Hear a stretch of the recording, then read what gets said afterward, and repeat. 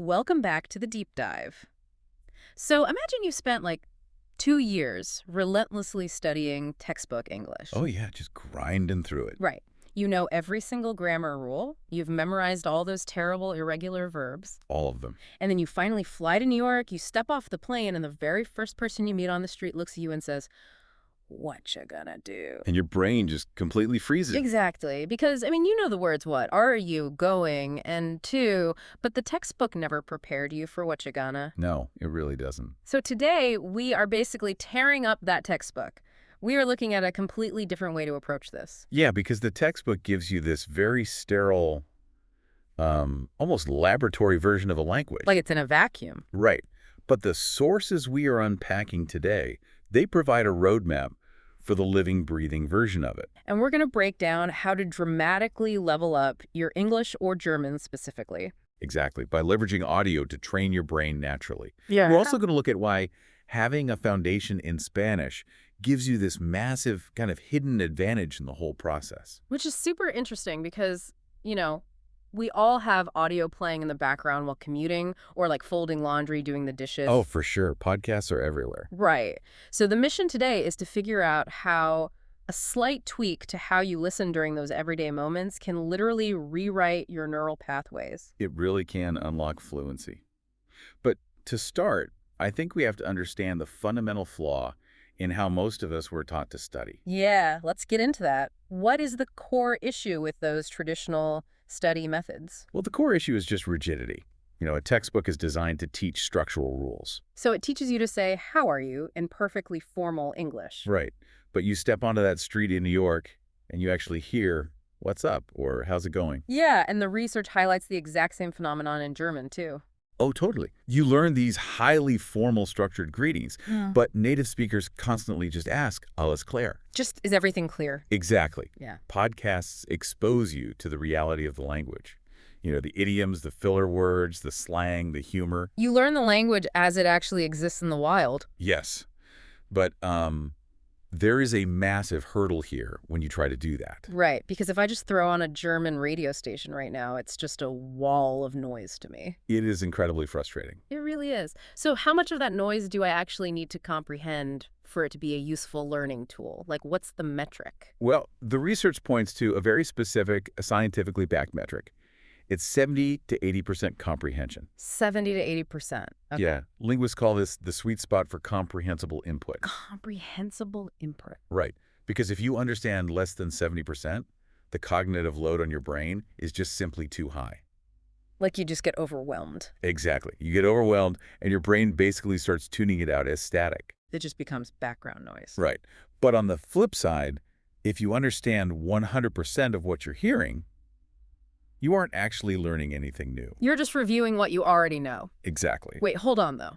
Because if I am listening to a podcast and I don't know, like 20% of the vocabulary, I am immediately going to want to pause it. You want to look every single word up in a dictionary. Yes.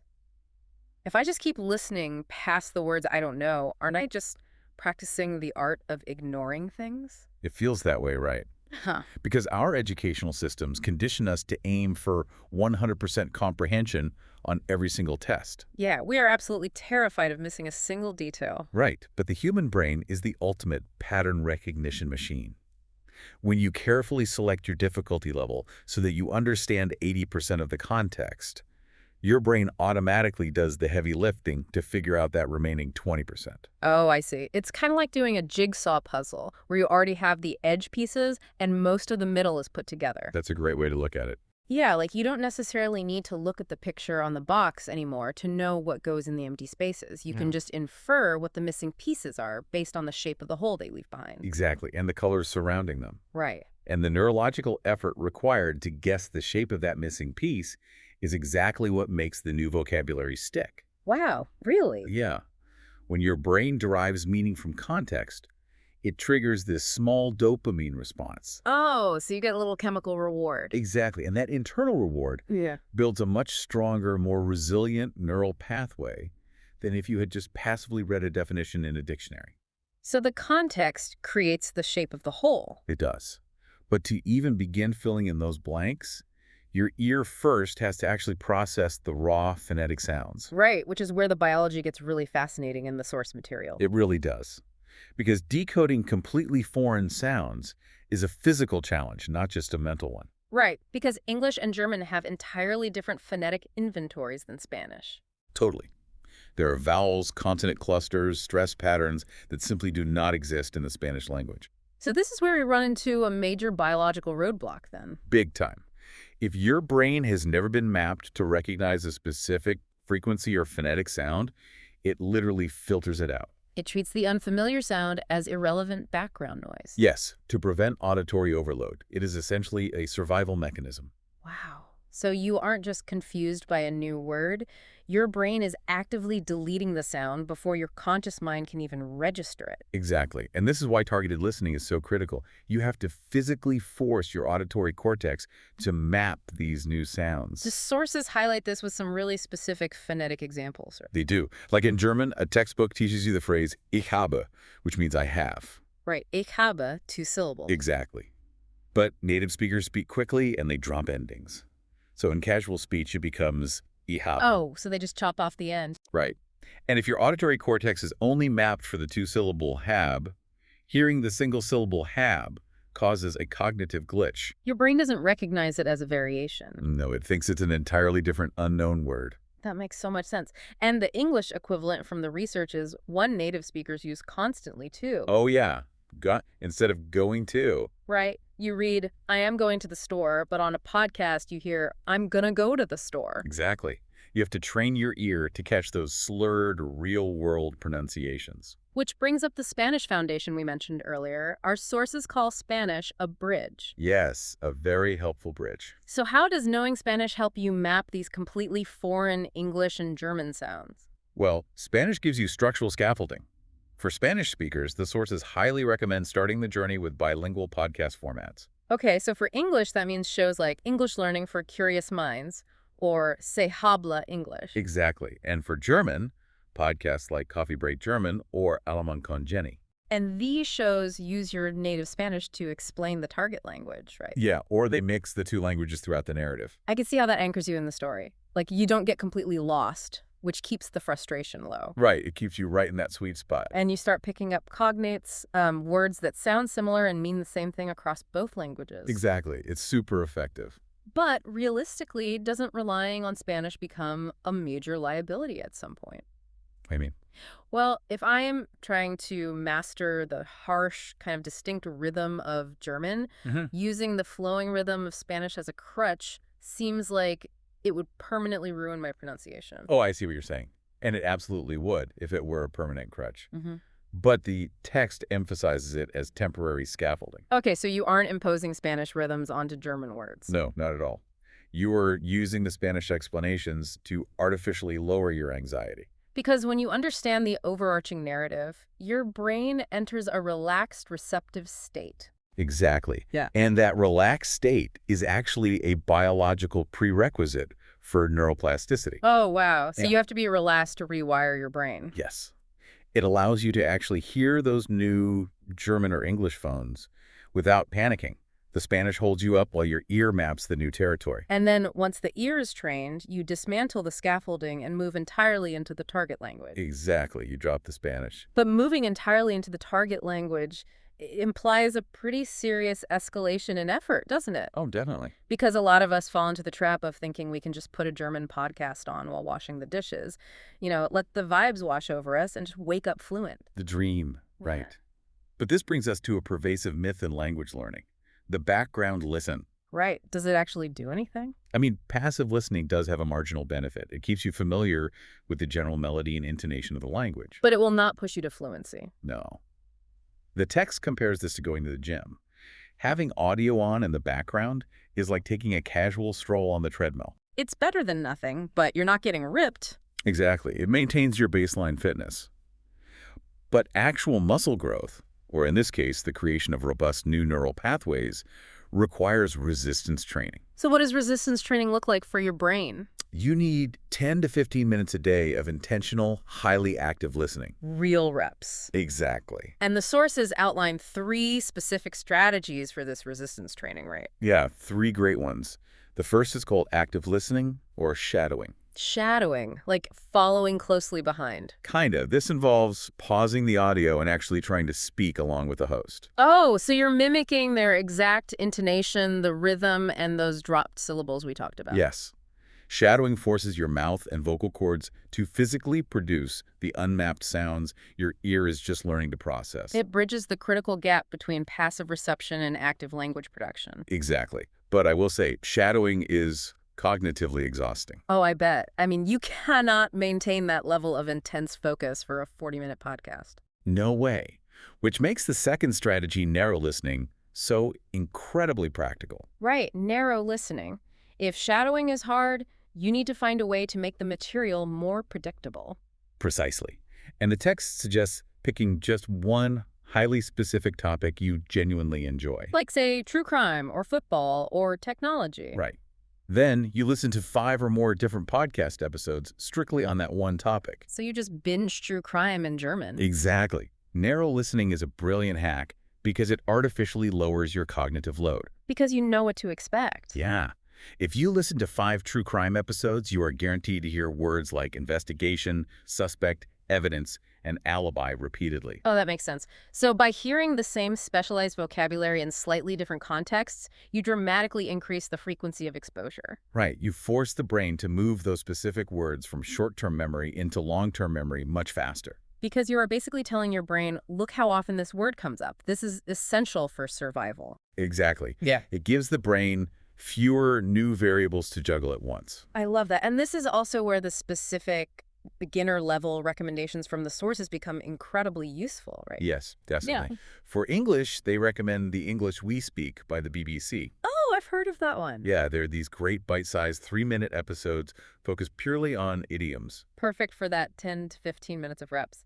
And for German, they point to langsam gesprochene Nachrichten from Deutsche Welle. Which translates to slowly spoken news. Slowly spoken news. That sounds ideal. It is. Yeah. That slow news format perfectly illustrates how to build intentional reps.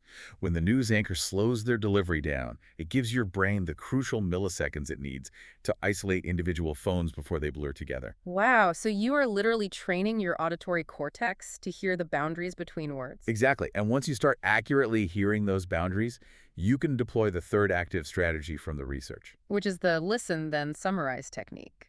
Yes. After an episode finishes, you stop and you force yourself to explain 3 main points out loud in the target language. Out loud. So this isn't just about comprehension anymore. No, it's retrieval practice. You are forcing your brain to dig up the vocabulary and construct the grammatical sentence from scratch. It's like doing heavy squats for your brain. You're forcing the muscle to actually lift the weight of the language. I love that analogy. Yeah. Yes. Yeah. And that retrieval is where the deepest neuroplasticity happens. Right. But here's the catch. To summarize correctly, or to shadow accurately, you need to be absolutely certain that what you think you are hearing is actually what is being said. Ah, okay. Which introduces a critical, somewhat counterintuitive tool highlighted in the sources. Transcripts. Right, transcripts. So the recommendation is to read along with the transcript the first time you listen, and then listen to the episode a second time without the text. But wait, why are transcripts so crucial? I mean, if the entire point of this method is auditory training and getting away from textbooks, isn't reading a transcript completely defeating the purpose? My eyes are doing the work, not my ears. It totally seems counterproductive at first glance. Yeah. But visually connecting the spelling to the sound is vital for overcoming some of the hardest linguistic hurdles in both languages. Oh, interesting. Like what? Well, in English, the vowel system is notoriously chaotic. Oh, right. Think about words like though, through, rough, and cough. Ah, yeah. On paper, they look incredibly similar, sharing that O-U-G-H sequence. Exactly. But spoken out loud, they sound radically different. So seeing the word on the transcript while simultaneously hearing the exact pronunciation wires that specific visual audio connection in the brain. Yes. It stops your brain from making phonetic assumptions based on spelling.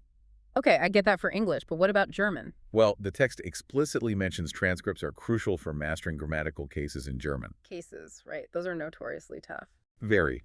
German word endings change constantly depending on the grammatical case. Yeah. You know, whether a word is the subject of the sentence, the direct object, or the indirect object. Okay, so how does the transcript help with that? In rapid spoken German, The difference between an M and an N at the end of a word can completely alter the meaning of a sentence. Just an M or an N. Yeah. And that sound difference is incredibly subtle. Looking at the transcript shows your brain, that tiny alliteration I just heard at the end of the word was an M, not an N. Oh, wow. It is like providing the answer key so the brain stops guessing and maps the exact sound. Exactly. And once the brain knows what it is looking for, Yep. it starts hearing it effortlessly, even when you take the text away. That makes total sense. And this really comes into play when you graduate to the intermediate level of the roadmap, right? Yes, definitely. For English, the text recommends transitioning to 6-minute English by the BBC. Yes, specifically because of their clear speech Yeah. and the fact that they provide really high-quality transcripts. Perfect. And for German? The intermediate recommendation is the Easy German podcast. Okay, what makes that one a good intermediate step? It's a fantastic transitional step because it features on-the-street interviews. Oh, I see. So you move away from the slow, deliberate pronunciation of the beginner news broadcasts. Right, and you start hearing how real people actually talk on the street, but you still have the safety net of host explanations and transcripts to help you catch the slang and colloquialisms. Awesome. And then eventually the training wheels come off entirely. They do. You graduate to advanced native level audio. Right. So for English, the sources suggest things like Stuff You Should Know or The Daily. Yeah. And for German, Fest und Flauschig, or the Tagesschau audio. So full native speed, real-world complexity with absolutely zero scaffolding. Exactly. At that advanced stage, your ear is fully trained. The unmapped sounds have been mapped. Right. You are no longer consciously decoding. You are simply absorbing real usage, fine-tuning your vocabulary, and enjoying the content just like a native speaker would. That is the ultimate goal. So to pull all these pieces together for you, the listener, learning a language does not have to mean staring at a textbook until your eyes glaze over. Definitely not. It is about leveraging audio to find that comprehensible input sweet spot, that 70 to 80% understanding, where your brain can use context to fill in the missing jigsaw puzzle pieces. Exactly. And if you have a foundation in Spanish, use it as your scaffolding. Right. Keep your anxiety low while your auditory cortex maps completely new phonetic sounds. And above all, treat your listening time like resistance training. Yes. Ditch the myth of the passive background listen. Please do. Spend 10 to 15 minutes a day actively shadowing native speakers. Use narrow listening to artificially boost vocabulary repetition. Right. Summarize what you hear out loud and leverage transcripts to permanently connect the spelling to the sound. It really forces you to rethink how you consume information in general. It really does. Which leaves us with a much bigger question to ponder. Yeah, the process we have outlined today is ultimately about turning passive consumption into active, focused repetition to literally rewrite your neural pathways. Right. So if just 10 to 15 minutes of intense, deliberate shadowing with a podcast can physically train your brain to decode and speak a completely foreign language. What other complex, intimidating skills in your life could you master just by refusing to let the world play in the background and choosing to actively engage with it instead? That is a phenomenal question to leave on. Stop letting the audio just wash over you and start lifting the heavyweights. Thank you for joining us on this deep dive. Thanks for listening. Grab one of those recommended shows, pull up the transcript, and put in your first 10 minutes of active reps today. We will catch you next time.